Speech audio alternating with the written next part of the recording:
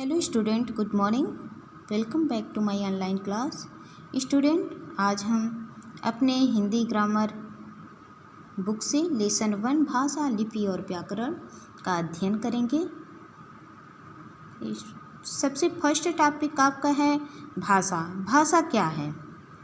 भाषा शब्द भाष धातु से बना है। भाषा शब्द भाष धातु से बना है, जिसका अर्थ है वाणी।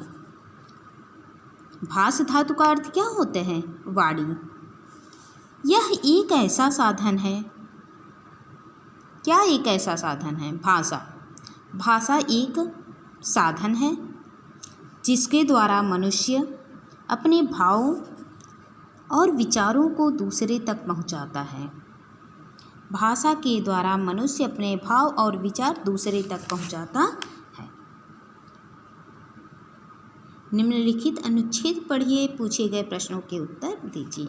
ये अनुच्छेद आप स्वयं पढ़ेंगे। हम नीचे आते हैं, जो चीज़ आपको समझाना है। हमें मेले के विषय में सूचना कैसे प्राप्त हुई? हमें मेले के विषय में सूचना कैसे प्राप्त हुई? समाचार पत्र पढ़कर। समाचार पत्र पढ़कर हमें मेले के विषय में सूचना प्राप्त हुई। तो आपसे क्वेश्चन बनता है कि समाचार पत्र पढ़ना क्या है? मौखिक भाषा या लिखित भाषा? तो समाचार पत्र पढ़ना कि बेटा लिखित भाषा है। कि समाचार पत्र में कोई चीज़ लिखा हुआ है तभी तो आप पढ़ रहे हैं। पढ़ना, किसी चीज़ को पढ़ना लिखित भाषा के अंतर्गत आता है। और हम अपने भाव और विचार व्यक्त करते हैं कैसे? लिखकर।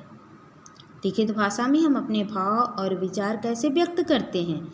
लिखकर। और समाचार पत्र भी क्या है? लिखा गया है। तो क्या है? लिखित भाषा। विविध प्रांतों के बारे में अध्यापक जी ने कैसे समझाया? अध्यापक जी ने प्रांतों के विषय में कैसे समझाया? अध्यापक जी ने कोई बुक नहीं लिखा जिसे आप लोगों ने पढ़ा, बल्कि अध्यापक ने प्रांतों के बारे में बोलकर आपको समझाया। अध्यापक ने प्रांतों के बारे में कैसे समझाया? बोलकर। क्लास में लेक्चर होता है, टीचर कोई किसी टॉपिक को आपको समझाते हैं, बोलकर समझाते हैं। तो ये बोलना क्या है? बोलकर समझाना क्या है? मौखिक भाषा। हमने विविध प्रांतों के बारे में जानकारी कैसे पाई? विविध प्रांतों के बारे में जानकारी कैसे पाई? सुनकर। अध्यापक ने प्रांत के बारे में क्लास में समझाया और हम लोग को जानकारी कैसे प्राप्त किए? टीचर ने जो हमको बोला था उसे हम ध्यान से सुने और सुनकर हम लोगों ने प्रांतों के बारे में जानकारी प्राप्त की। बोलकर और सुनकर क्या है? मौखिक भाषा। इतना ध्यान रखिएगा आप लोग। बोलकर और सुनकर हम अपने विचार बोलकर दूसरे तक पहुंचाते हैं और दूसरे के विचार को सुनकर स्वयं जान पाते हैं। इस प्रकार मौखिक भाषा होती है। तो बोलकर और सुनकर क्या होगा? मौखिक भाषा। और समाचार पत्र पढ़ना क्या है? लिखित भाषा। और लिखकर हम अपने भाव और विचार लिखकर दूसरे तक पहुंचाते हैं। तो क्या होगा? लिखित भाषा। रिपोर्ट कैसे तैयार की गई? लिखकर किसके अंतर्गत आएगा? मौखिक या लिखित? तो आप बताएंगे कि रिपोर्ट तैयार की गई लिखकर, तो लिखित भाषा है। चलिए हम आगे देखते हैं इसका डेफिनेशन। भाषा वह साधन है जिससे मनुष्य अपने मन के भाव और विचारों को बोलकर तथा लिखकर प्रकट करता है। भाषा वह साधन है। भाषा एक ऐसा साधन है जिसके द्वारा मनुष्य अपने मन के भाव और विचारों को बोलकर तथा लिखकर प्रकट करता है और दूसरे के विचारों को सुनकर और पढ़कर ग्रहण करता है। दूसरे के विचार हम सुनते हैं और पढ़ते हैं। तो सुनकर क्या हुआ? मौखिक भाषा और पढ़कर लिखित भाषा। और दूसरे के विचारों को हम सुनते हैं और पढ़ते हैं तो क्या होता है, तो इनके कहने का यही है मतलब है बेटा कि भाषा वह साधन है, भाषा एक ऐसा माध्यम है जिसके द्वारा मनुष्य अपने मन के भाव और विचार बोलकर और लिखकर प्रकट करता है और दूसरे के विचारों को सुनकर और पढ़कर ग्रहण करता है। ये मोस्ट इम्पॉर्टेंट है कि आप लोग को भाषा का डिफिनीसन तो अच्छे से आना चाहिए।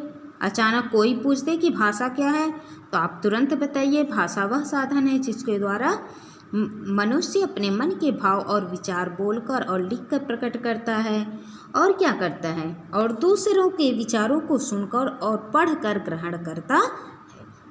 ये बिल्कुल अच्छे से आपको लर्न होना चाहिए।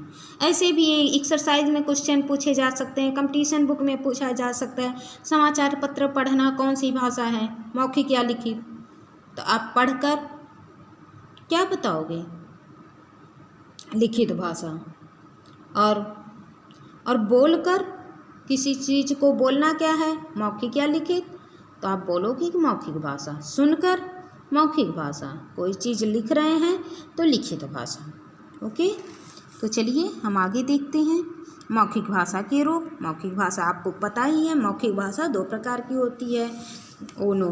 भाषा के दो रूप होते हैं, मौखिक भाषा और लिखित भाषा। चलिए देखते हैं मौखिक भाषा क्या है। मोस्ट इम्पॉर्टेंट है बेटा, ये सब अच्छे से आपको लर्न होना चाहिए, नहीं तो पता चलता है कि एंट्रेंस एग्ज़ाम हुआ, बच्चों की छोटी छोटी चीज़ें याद ही नहीं होती है। कितने बच्चे काफ़ी 4 नंबर 5 नंबर ऐसे आते हैं, तो आप लोग अच्छे से अभी से तैयारी रखिए हर सब्जेक्ट की। मौखिक भाषा जब कुछ लोग आपस में बात करते हैं, आपस में बातचीत करना कौन सी भाषा, मौखिक भाषा। जब कुछ लोग आपस में बात करते हैं, कोई भाषण देता है, कहीं वाद विवाद होता है, समाचार पत्र पढ़े जाते हैं, फेरी वाला आवाज़ लगाता है, तो क्या होगा, उस भाषा को मौखिक भाषा कहते हैं। और लिखित भाषा पत्र लेख आदि के द्वारा अपने विचारों से परिचित कराना, लिखित भाषा के अंतर्गत आता है। पत्र में और लेखों में हम अपना विचार व्यक्त करते हैं, तो ये सब क्या है, लिखित भाषा के अंतर्गत आता है। बस आप इतना ही, जो चीज़ हम समझा रहे हैं बस उतना ही आप याद करके रखिए, उससे ज़्यादा कुछ नहीं। तो चलिए अब हम चलते हैं राजभाषा। राजभाषा भी मोस्ट इम्पॉर्टेंट है। राजभाषा किसे कहते हैं, देश के कार्यालयों और राजकाज में प्रयोग की जाने वाली भाषा। देश के कार्यालयों और राजकाज में, राजकीय काम में, सरकारी कामकाज में प्रयोग की जाने वाली भाषा राजभाषा कहलाती है। ओके, कार्यालय में और सरकारी कामकाज में जिस भाषा का प्रयोग किया जाता है उसे हम राजभाषा कहते हैं। स्टूडेंट, आज बस इतना ही। Thank you.